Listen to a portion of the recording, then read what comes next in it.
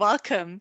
Thanks so much for joining me today on More Than Good Food, the podcast, where our goal is to have honest conversations with women about what it means to live a healthy life. I'm your host, Brooke Gordon, and we're in the midst of season 2. Today, I'm speaking with Meaghan Jackson, who is an author. She's an entrepreneur. She's a business owner. She's a fellow podcast host. She is a homeschooler. She is also a parenting coach. And I'm so excited to have her on because I know that her expertise is really going to lean into our topic today, which is around movement and stillness. And where this really comes from is the idea that, we're hearing now, stillness. I've even heard phrases like stillness is the new smoking. And like, what does that even mean?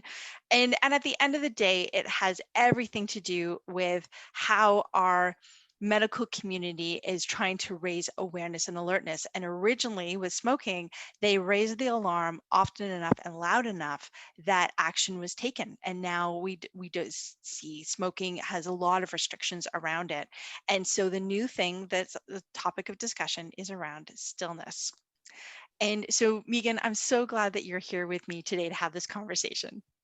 Yeah, it's one that I never imagined having to have, but it is definitely, especially this past year, come up a lot in our home too.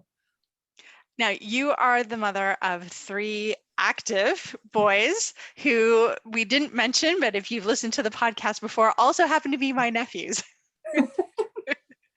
And so tell me, well, let's start with, what are the things that you enjoy the most when it comes to movement? What does movement actually mean in your household?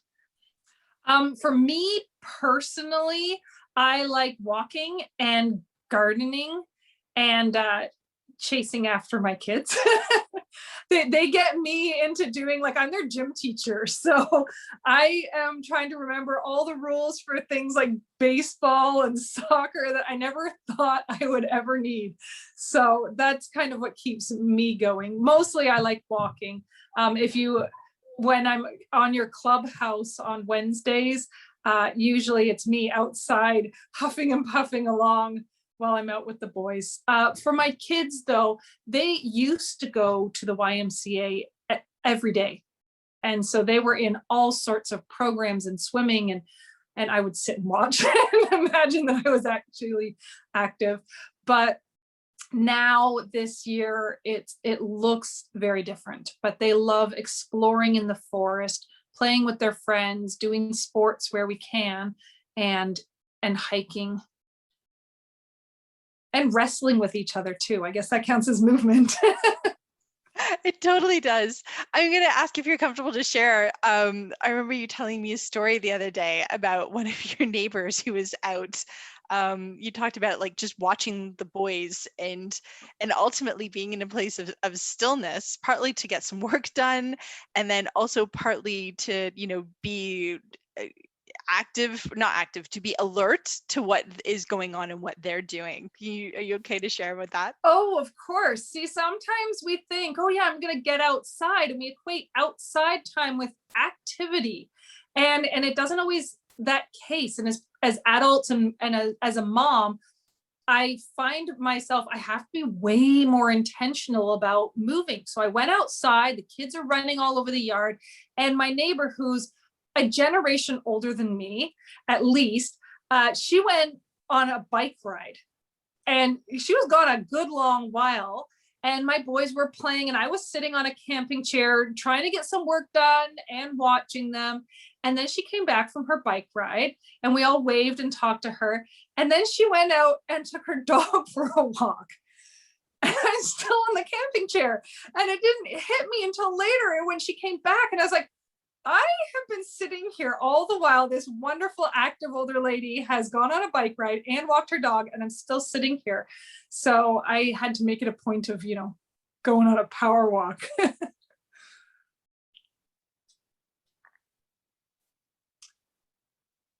I love that for a couple of reasons. And one of them is that I have the same challenge. And for me, it's my spouse who will call me out on it. My sense of time when I'm doing one of of these, Mm. head down, looking at the phone, my concept of time around me is just gone. And he'll say, come, help with the dishes. Okay, I'm just going to do this one thing. Or, let's go for a walk. And I was like, okay, I just need to just finish this one thing. Or it's, are you okay? I'm going to go and watch a show. Yeah, I'm okay. I'm just going to finish this one thing. And then he'll come back and he's like, okay, well, it's been like, insert time, 10 minutes, 15 minutes. It's been an hour. And I was like, no, I've only been here for like, a couple of minutes, seconds. And I have no idea that that much time could possibly have gone by. And it happens to me in the morning. One of the things I've had to stop doing is I used to pick up my phone in the morning and I would check, who wrote and sort of plan out and think out my day. And next thing you know, it would be at mid-morning, or like 2 hours have gone by, and I was like, what just happened? The same thing happens to me too. I think, yeah, I have to be way more intentional about my time, because especially on a phone or a computer, it just disappears. Facebook, that whole scrolling thing, and Instagram, like you scroll and then all of a sudden like your day is gone and we don't realize it. I think part of me also is just watching my kids is exhausting. So I feel like I had to work out, just navigating them and making sure everyone's safe. And I feel like that's tiring enough. So maybe that counts. It's funny you say that, because I think of one of a friend of mine who had said, I'm just so, so much on my plate, and decided to go and play with the kids and just put the youngest one on my back. Right. And so here we are, we're tramping around, we're walking, we're having fun. And then there was the leaf raking, and it's one of the best pictures. And I hope, I know she won't mind my sharing because no one knows who she is, but it's one of the best pictures I've ever seen. And it's basically her with her daughter, and she's using her daughter as a stamper to get the leaves down in the bag. And I was like, that's 100% triceps. Like, good for you. That's like a good bicep tricep extension. Like, this is awesome. I'm loving watching this. And, she's got her up in the air, and they were having so much fun, even though they were doing chores. That is me and my life. That's the fun part is, and you mentioned so often about joy, and it's finding things that you enjoy, getting that movement in, but also making it fun and not making it such a chore. I mean, there's times when I recognize that I have to get moving, and that's when I've had too many back-to-back meetings and all of a sudden my lower back gives out and I can feel it coming on now. And I'll say, like, I got to go for a walk. Like I've been sitting too long. I feel it in my body, that stillness. But making sure I also add into our day things that I enjoy or that my kids can do with me. So we do dance parties and we'll do yoga together, and they'll pull out their mats and we'll just do fun things that we can all enjoy, and then that gets us moving as well. But we had to put that actually on our schedule when everything shut down. Like at first it was, oh, we just get used to this new normal. And then I was realizing that, yeah, you guys went from 2 hours minimum a day of like straight on full activity to I now have to remind you and like put that as a chore on your school day, that get outside, get moving, and not just get outside and stand on the porch. We had to put that actually in and make a conscious effort to do that. It's such an important distinction, and you've mentioned it twice now, that being outside is not the same as movement, It's right? still good. It's great. 100%. Like vitamin D, it's fresh air because you were inside in this recirculated air in our homes, but it's not the same as being active. Yeah, and even when I get together, like we when we can, we have been getting together with one or two families at a park so the kids can play and they're moving and the moms are just standing there talking. And we've all noticed it. We're like, hey, why don't we walk around and chat? Because I need to move. And some of them You'll resonate well with this. Some of them with some autoimmune problems, the movement helps. It aches for them to stand still, so they need that movement, especially in the winter when it was cold. It just, they wanted to keep moving. But I like that, when I'm in a community and we're all thinking about the same thing and trying our best. I think that's so important. And I'm going to come back to a question afterwards, but I'll plant the seed now so you can think about it, which is, how does movement impact your ability to concentrate in what you've seen in the boys? So I'll leave you to think about that one for just a moment. But there's something that you said that I think is so important. So one of the things for me, I love walking, and we'll talk about that more as well. But I also have taken up cycling recently. For those of you who may have been following my feed, you will know that I took a tumble. I got caught in my clips, and rather than looking down at the leg that was free and clear to stand on, I looked at the foot that was stuck on the pedal, and that's the side I fell to, and ended up with a fracture. And the fracture's on the side of my knee, and I fell to the side, but the abrasion where the skin needed to heal is on the front of my knee, which means at some point my knee did one of those. And so exactly. And so my doctor had said, I need you off your feet, literally. And so and we're going to try and get you into a fracture clinic. And that time of forced stillness, I literally had tension in my chest, just sitting still. I didn't feel great at all. I felt restless, physically restless. And this is not like restless legs type of feeling. This is my whole body felt restless. And I found my digestion changed, how I was able to take in the foods that I was able to eat changed. This was only over 5 days. Difficulty going to the bathroom. Everything was not moving as easily as it normally does. And then just this desire to take in different foods. I was craving sugary foods and all kinds of weird things. And they're weird for me because that's not as normal for me, that I'm not craving things like, well, it's not true. I love potato chips. They are my weakness, and I just don't bring them in the house. So it's a constant craving. When I say I don't eat them, it's because they're not available, not because I don't love them. And so that was a real challenge, this stillness. And then I found I was having difficulty concentrating because now my leg is starting to ache because I've got it propped up, whereas before, I was initially, after the accident, was able to walk on it and it would feel much better. When it started to ache, I would go for a walk and the pain would dissipate. And now here I am with this aching leg and hyper concentrated on my knee, because that's all I can pay attention to, because it's the reason why I'm on the couch. So that forced stillness was so uncomfortable. And so I absolutely get that need to move, and we'll unpack that a little bit more after. But okay, hopefully giving you a bit of time. I'm going to come back. Tell me more about how movement impacts the ability to concentrate, because I sort of shared how my immobility left me feeling scattered. It's key in our family. Like, it's huge for my children. The kids are made for movement. So when they are not moving, and the biggest example is when they're on screens and they're, either for school or for entertainment, they're sitting and they're passive. And then as soon as they get off, it's like they are crazy. Their behavior is terrible.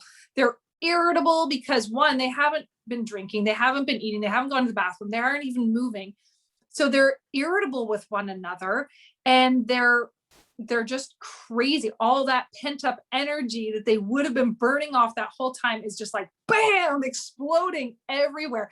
And it's all three of them. So we've had a lot of discussions around this, and we've talked about how it's an actual thing. I'm not just being mean to you. It's a real thing, that now when they're done sitting for a while, they have to go and burn it off. And outside is where I send them, because there's just way more space and it's less in my face. But on rainier days, we've written a list on our board, even just recently, because we knew that there was going to be some rainy days. So I'm trying always to be proactive. And I said, okay, guys, the weather is going to be weird this, next few weeks. What are we going to do if we're stuck inside? Let's have some go to, let's put this on our mind. So they wrote things like doing circuits around the house, doing the yoga, wrestling. We have swings inside our house so they could swing, different, we've got chin-up bars. So they know that when they're active, they have to, and I can tell right away who hasn't burned off their energy. They can't do their schoolwork because they're wiggly. They're thinking of everything else, and they're just, there's no way that they can calm their bodies enough for their brains to calm down for them to get any schoolwork done. And that's why recess is part of school, because you need a break. You also need that clarity to free your mind from whatever you've been concentrating on for so long. I find the same thing for myself too. If I'm sitting there working on a problem, it's like sometimes you just need a break to let it subconsciously mull over in your mind. You come back with fresh eyes. I know you talk a lot about resting your eyes as part of like this whole screen thing. So movement gives you just all those things. You need a break for mentally, for your eyes, and of course it does wonders for digestion. Things have to move. If it's not moving, it's sitting still. Your internal organs, they need that movement too. So it's like huge in our family, and sometimes we're better than others, and I can tell. Absolutely, and I have the same that sense of walking, that ability to have the almost a fuzziness, like a space to just, I call it mental filing. Like literally I take everything that happened in the morning and I let my brain kind of file it away. And with that, then, I mean, our brains are so incredibly fascinating, and that ability to then make new connections and be creative. And so when I go for walks, I used to go alone. And then I spend so much time talking about movement that my spouse is like, well, you should walk me. And so now we go together, and he'll show up usually around lunchtime or right at end of day. And he's like, you should walk me. Like, oh, okay, we will. But what I find now is, we're having conversation, and it's actually not as restorative for me. The walk is great, but before that walk of solitude, I chose not to take in any new information on those walks. No podcast, no listening, just literally having just quiet, if you will. The sound of outside, the sound of kids playing, the sound of lawnmowers going, the sound of traffic, being able to hear birds. The thing that really I noticed the most a year ago was the sound of wind, because there was that period of time where we lived that it was a true, like, don't leave your house, and there were so few cars on the road that there was no road noise, and I could hear the wind. And I realized that I hadn't heard the wind in years, except for during like really big storms, and that was lovely, just lovely. Yeah, we noticed the same thing too with the quiet.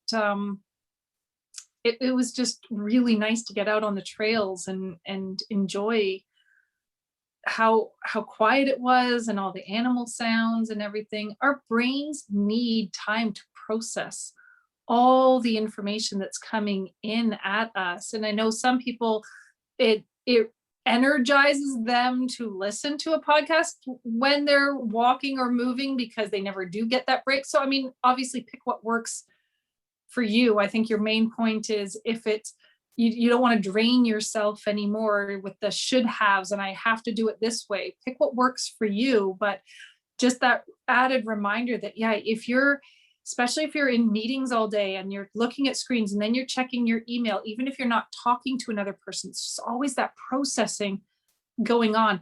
I myself am a highly sensitive person, and we highly sensitive people need way more restorative self-care and processing time than other people do. So yeah, if I can, I go for a walk by myself.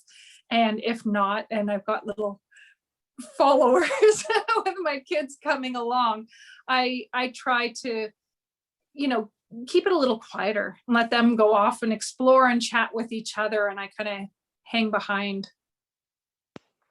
I totally get that. And I mean, one of the things that we're finding is more and more people are, you know, have loved ones who maybe are experiencing some of this internalization of this constant new information. That's part of what stress, the definition of stress is stress is an input, and your body tries to figure out how to react to it. And it's new information. It's, you know, assessment of risk. As engineers, you and I are both trained as engineers. Our one of our gifts is assessing risk. That's what we're trained to do.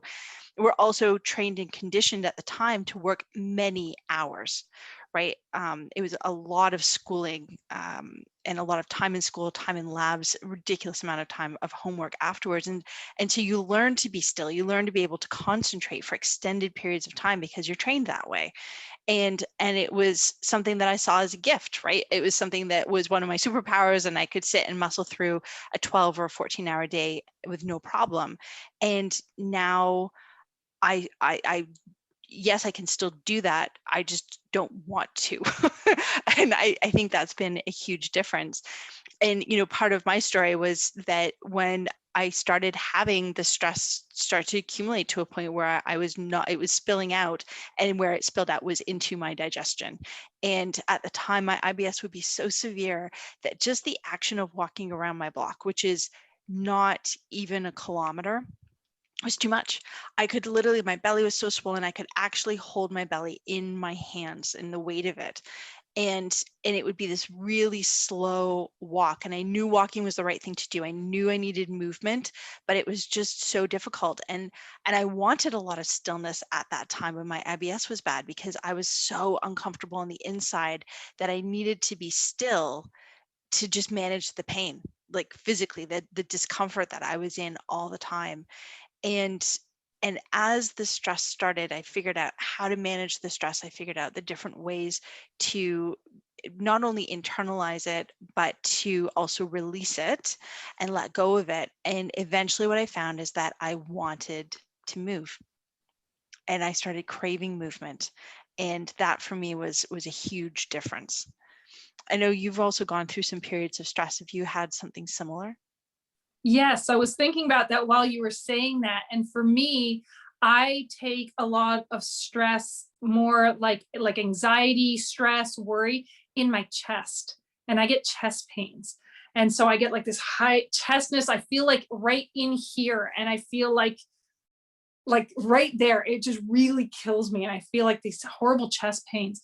So for me, movement is huge, especially, and I like getting outside because it's that extra fresh air and just the space and the openness, less cluttered, less things on my mind. And then I can process it and I can move and I can, get my shoulders going.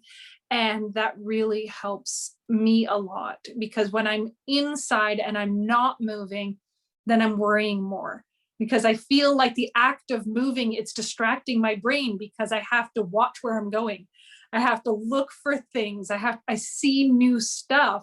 When I'm sitting, I can easily just pick up my phone or just sit there and worry or be anxious about whatever's stressing me out.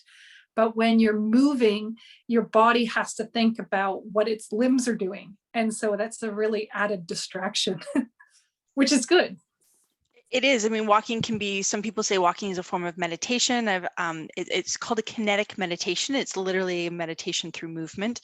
And it can be also a mindfulness practice. I know some people who knit, it's the same thing. It's that physical repetition, the movement of the hands, the intense concentration and counting of the action is extremely relaxing to them, because they're focused on the one thing, but it involves physical motion. Even though it's not whole body motion, it's still movement. Yeah, I love that. And I love knitting too. So I know you do. I know you do. So does our other sister. She makes these amazing little worry pets. Since we're talking about that, so I'll include a link to that too for Bonnie. And the other piece that we had talked about, and I just wanted to, maybe I've got a couple of things that I wanted to share about movement and how it does affect us. But you also talked about that idea of, the processing and having that space.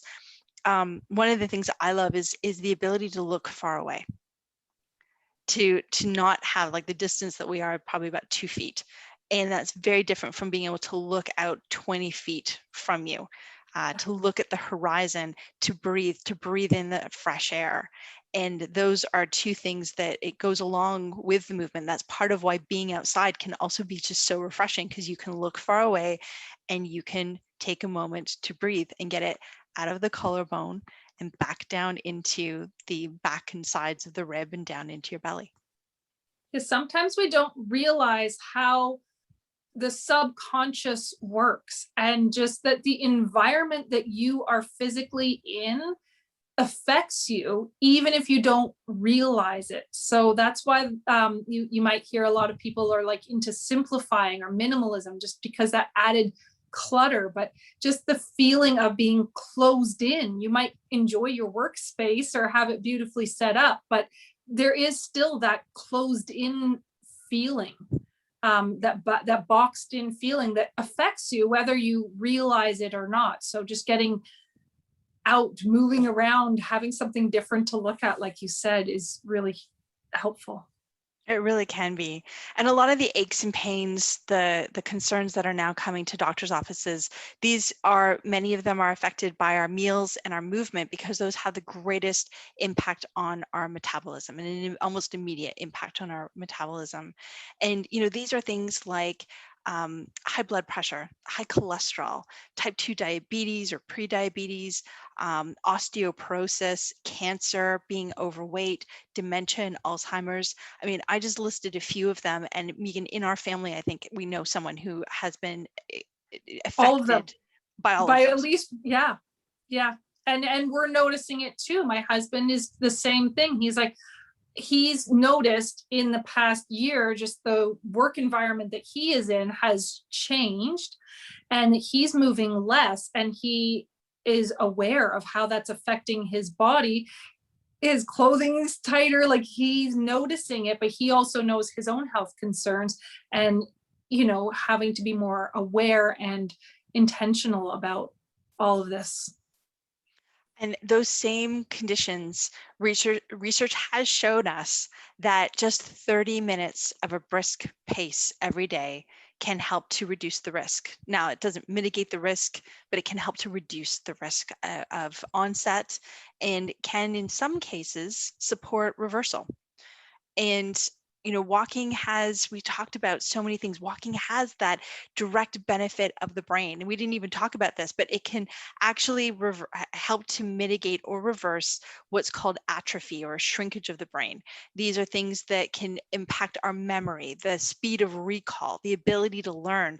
I'm a lifelong learner. I know you are too, and I know that you as listeners are as well. And so walking, the fact that it can have such a dramatic impact, I think of Alzheimer's and dementia, walking is one of the strongest recommendations.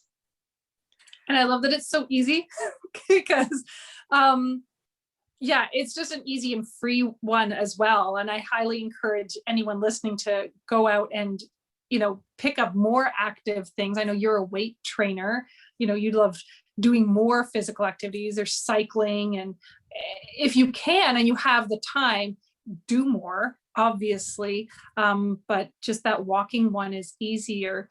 It's just the world we live in has changed. I mean, if you think back, not even 100 years, like 50 years ago, even, like, communities were different. You would walk to school, you'd walk to the store. Now we have to drive everywhere. It's just the world we live in has changed, for convenience sake in some ways, but to the detriment of other things. Because even for our family in the fall, we still use a wood burning fireplace. But I always, every year when I'm stacking wood, I'm thinking, this is not something anybody else is doing. Here I am, like Little House on the Prairie, like stacking wood, but they didn't have to have gyms, because they were actually just to prepare a meal was an exertion in itself. And so with all our conveniences, we have to be more mindful that just the city layout is different, that you have to drive everywhere. So yeah, we now have to put it back into our lives in place of all these other conveniences.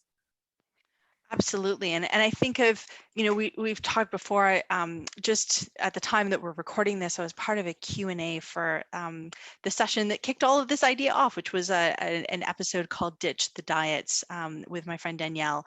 And, we were talking about that and talking about how when you're eating, and we talked about this, a bit about this in the last episode, if you haven't heard that one, around meals, and the importance of being at rest when you take in your food. And part of that is that idea of peristalsis, that how the food physically moves through the body. And you think of some cultures where you have the daily constitutional, right? You go out for a walk after dinner. That's just part, and it's not a brisk walk, it's a nice gentle stroll, but it also helps move all the things down. And how often do you eat too much at dinner and you want to go for a walk because you're overfull and you want things to move? That's what walking does. It moves the things. And I think of the woman who asked me a question about, I'm really stressed out at work. I'm in a really difficult environment. And then she started talking about how I do high intensity and I do hot yoga and I go for a run.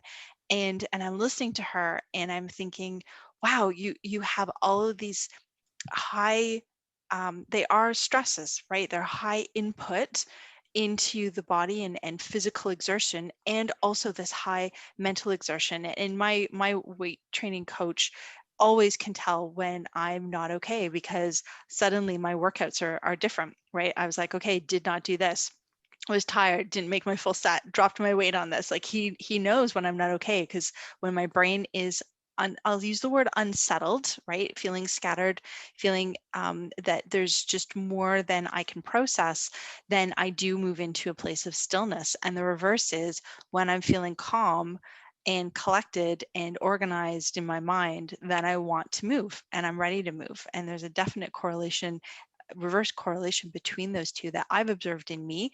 And I'm hearing the same with you as well. And walking, I think, is you're right. It is an activity that gets underrated, right? There's the intensity, that fabulous, the runner's high that you can get. This amazing feeling of having exerted yourself by doing, this exercise.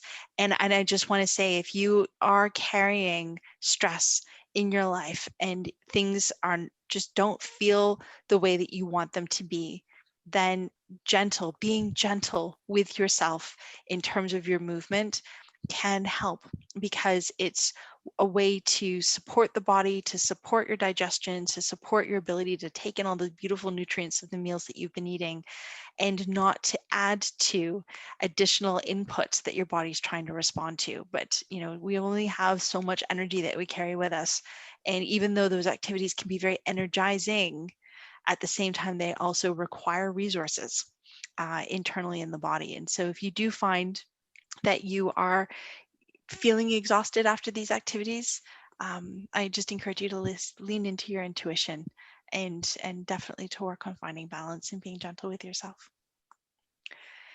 Meaghan, I love chatting with you. Thank you for coming to join me today. Thank you. It's always fun. I bet now I'm going to just hop off and find something to move. It's so funny you say that, because I mean, last time we were like, okay, I've got my water, and you and I were texting each other just before this. Okay, I'm just going to go to the bathroom.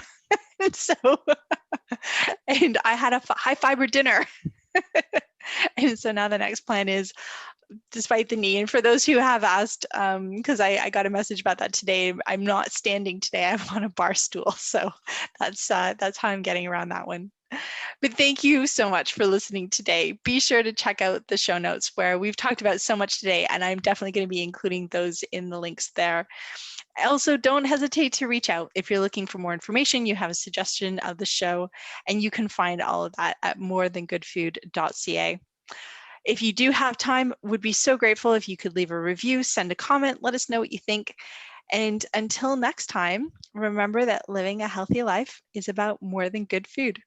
Thank you again.